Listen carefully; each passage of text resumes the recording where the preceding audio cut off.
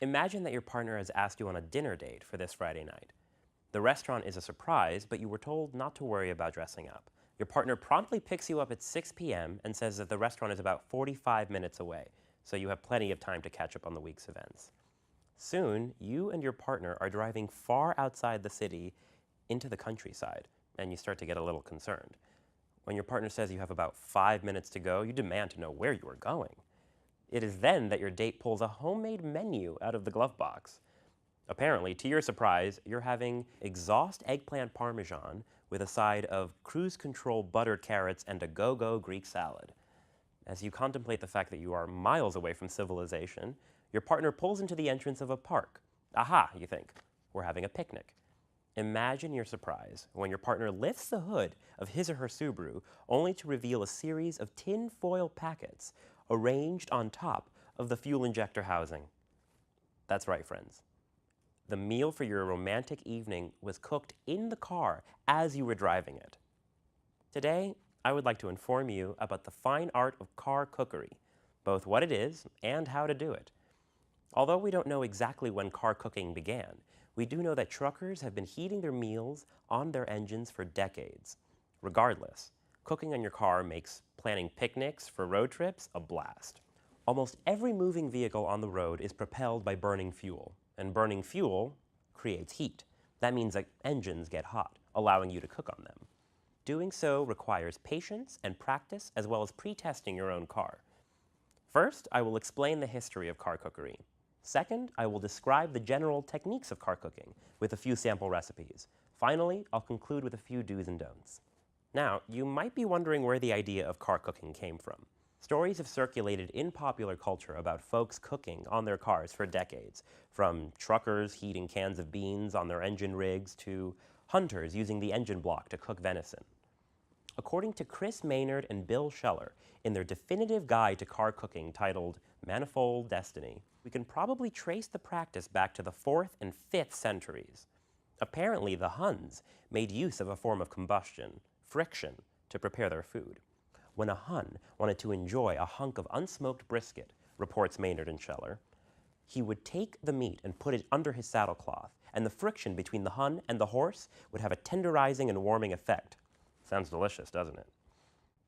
Although it is not known who started the practice of car cookery, or where it came from, we can thank Maynard and Scheller for writing a book-length series of guidelines to help us do it. As someone with many years of car cooking experience, first as a Boy Scout and later as a car camping enthusiast, I think we can reduce their 150-page book to 3 basic steps. Get to know your engine, plan your menu, and prepare your food. First, you have to figure out the layout of your car's engine, or as engineers put it, your engine configuration, to find out where the hot spots are. In the 1950s, cars had large, relatively uncluttered engines that were ideal for cooking. Simply put, in the 1950s, cars ran hot. Today, car manufacturers design engines that are more efficient, make less heat, and look like spaceships. Manufacturers are increasingly replacing metal parts, the ones that are great for conducting heat from the engine, with plastic. And with the advent of the hybrid electric car, a gas engine is now paired with an electric one, making it a challenge to figure out which is which.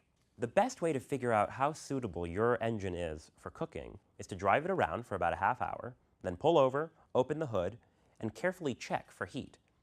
Quickly touch the metal parts of your car to see where the heat is. Plastic parts won't get hot enough, so don't worry about those.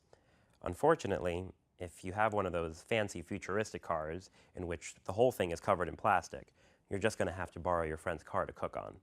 This is especially the case if your car is a hybrid or exclusively electric, as they won't get hot enough to heat hamburger buns. Once you have determined the hottest spots on your engine, you're ready for step 2, planning your menu. As Maynard and Scheller note, planning your menu is determined by 2 simple questions. 1, how far are you driving? And 2, when do you expect to be hungry? You see, cooking on your car uses distance as well as time to determine what is possible for you to eat. If you have 140 to 200 miles to drive, you can pull off baking some chicken wings. Anything with a bone in it will take longer to cook. These longer distance foods are ideal for things like road trips, and, I might add, are much better than the drive-through. But if you only have about 40 miles to go, you might want to stick to something like tube steak surprise. Tube steak, of course, is another word for hot dog, and the surprise is stuffing it with cheese and wrapping it in bacon. Another short distance dish is salmon, which will poach relatively quickly on your average car engine. I should mention, you don't have to cook your meal entirely on your car. I have often pre-cooked my meal at home. This is especially advisable for something like, say, a whole fryer chicken or Cornish hen. You can use your car as a basic food warmer as well, which is ideal for picnics close to home. Once you have located the hotspots on your car's engine and determined your menu, you're ready for the third step: food preparation and placement. The trick to car cooking is quality tinfoil, and the nonstick variety is especially helpful. Everything you cook will be wrapped in tinfoil 3 times. Wrapping your food in 3 layers of foil will protect it from getting dirty and protect your car from smelling like chicken. If your car is in good shape, meaning you have it serviced regularly and you fix anything that needs repair, you do not need to worry about your food taking on exhaust fumes. All fumes from your engine should be coming out of your muffler. If exhaust is coming from your engine, you got trouble. Once your food is well wrapped, the key is finding a nook or cranny in which to place it. Although engines are much more complex and less hot than they were 20 years ago, they are also full of wires and strange contraptions that can help to hold your food in place. You just have to experiment, but do so carefully. Don't be yanking and pulling on hoses and wires, folks. Be gentle and observe 3 no-nos. First, never ever interfere with the free movement of the accelerator linkage. This is the line that runs from your gas pedal to your engine. Now, today, many cars are using electronic throttle bodies, which make this line obsolete. Nevertheless, if you have a line, stay clear of it.